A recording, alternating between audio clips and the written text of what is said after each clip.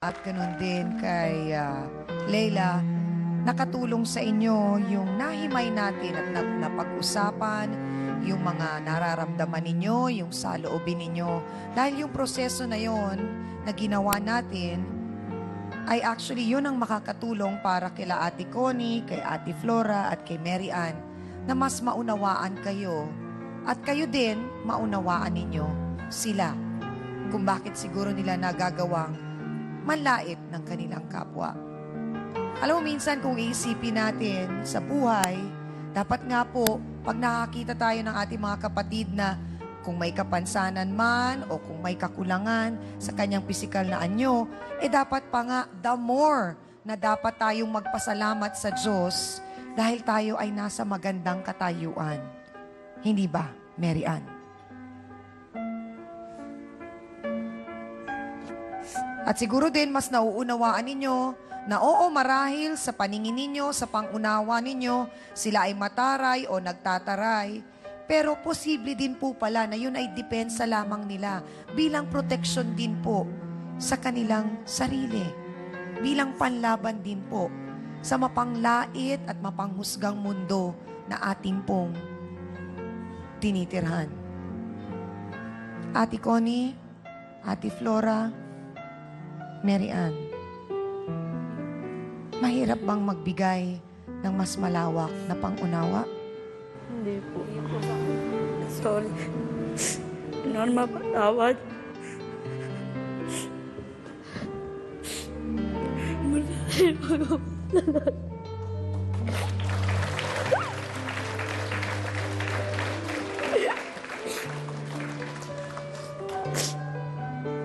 Mahirap po ba, Ate Flora?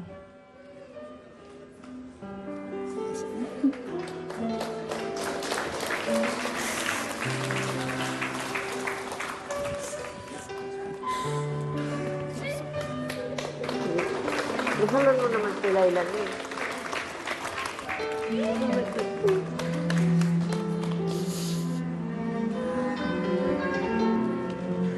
Marahil ang naging pagyakap na yon ni Mary Ann sa'yo, Leila, ay isang pagsabi na rin niya sa'yo na, sorry.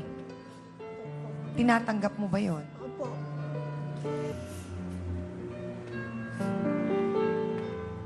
At palakpakan din naman natin si Ate Nora, ganun din si Leila dahil hindi naging hadlang ang kung ano pa mang kakulangan o kapansanan na meron sila na magkaroon ng isang maayos na buhay.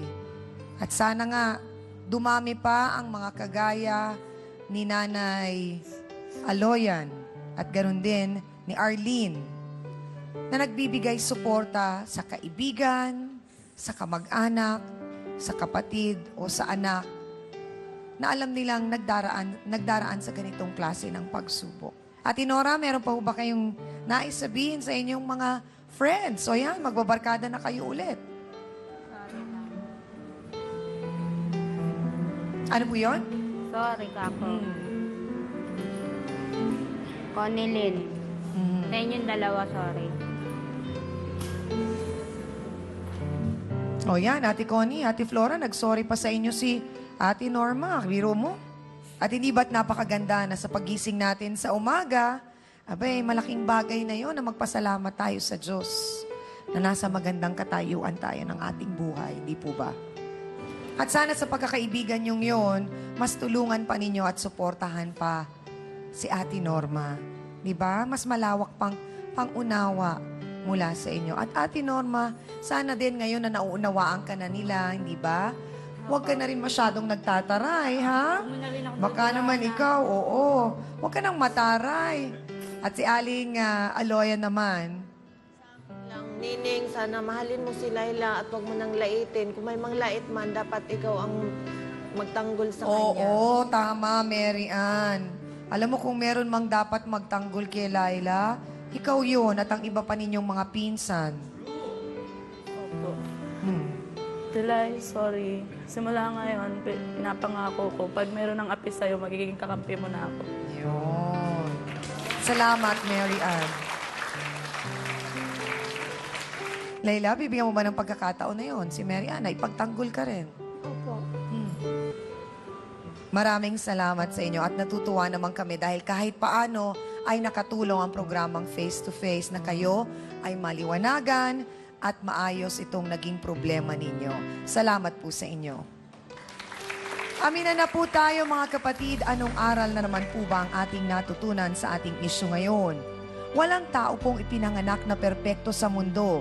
Lahat po tayo ay may kapintasan sa panloob man o sa panglabas ng ating katawan. Kaya bago po tayo mamintas sa itsura ng iba, tignan muna natin ang ating sariling pagkatao dahil ang tunay na kagandahan ay ang pagkakaroon po ng malinis na puso. Ang sinumang walang kapintasan ay unang tumayo at magsabing, "Perpekto ako." At para po sa ating face-to-face, heart-to-heart thought for the day, bago mo linisin ang dungis ng iyong kapwa, linisin mo muna ang putik sa sarili mong mukha. Salamat sa inyo sa pagsama nyo sa amin mga kapatid. Siyempre, salamat din sa iyo, Hans Mortel. Sa Dance Squad. Sa iyo, B1 at B2. Sa ating pong mahal na trio, Tagapayo. Ang ating mga sausawero at sausawera sa studio. Ganon din sa ating espesyal na bisita na si Dr. Lisa Ong. At sa lahat po ng aming mga bisita na nagtiwala po sa atin para ibahagi ang kanilang mga kwento. Happy birthday lamang po sa aming cameraman na si Rex Salas. At binabati ko rin po ng happy afternoon ang aking mga kamag-anakan. Siyempre pa, si Tita Kating, nakadarating lamang galing Las Vegas, ang mami po ni Shasha Padilla. Hi, Tita Kating. Ganon din kay Tita Luisa, ang mami naman ng aking pinsan, na si Lorna Tolentino, na araw-araw din talagang nanonood. At ang aking Tito Alva, na dumating galing Spain. At ganon din kay Tita Linda. Sa inyong lahat na kumahal na mahal ko kayo, maraming salamat sa support at pagmamahal. Ako pa rin po, ang inyong pambansang kapitan, ang inyong Chang Ami, na laging nagpapaalala, ang problema pwede mong tawanan, pero hindi mo yan dapat talikuran. Kaya kung may problema ka, harapin mo, pag-usapan natin yan. Para po sa inyo to, mga kapatid. Ngayong Miyerkules, round 2 na ng Sausawan sa Talisay, Batangas. Itong baking teacher by day, cheater naman daw by night. Inaamin ko kami, pero kailanman di ako ng agaw. I'm so sorry for you. Kayo mo ng agaw sa niligawan through text, di ba? There's no such thing as true love between a man and a gay. Prepared ako doon kung sa babae mapupunta, pero sa isang mukhang suso, hindi ako papayag. Diba? Prepared rin kaya siya sa magiging revelasyon ng papa? Bakit mo sila pinagsabay, Edward? Pareho naman po ako nakikinabang sa kanilang dalawa eh. Nabanggit si Troy kanina, magpapakasal kayo. Alam mo yon? Hindi po kasi po, may girlfriend po ako eh. Face to face, ngayong Miyerkules.